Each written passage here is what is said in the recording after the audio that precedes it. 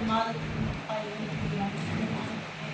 எங்கள் தேவனா எங்கள் ராஜனை கனகரா சகாயரா துணையாளரா நம்பிக்கையா ஆகவா அப்பா எல்லா நிலையிலும் அனுகூலமான நிலையாக இருக்கிறேன். எங்கள் கேடுகிறவர்களுக்கு போது நீர் எங்களை அப்பா வெட்கப்படுத்தாத தேவன், புறம்பே தள்ளாத தேவன், ஆபத்து காலத்தில் அடைக்கலமாக இருக்கிறோம் தேவன். பெரிய காலத்தில்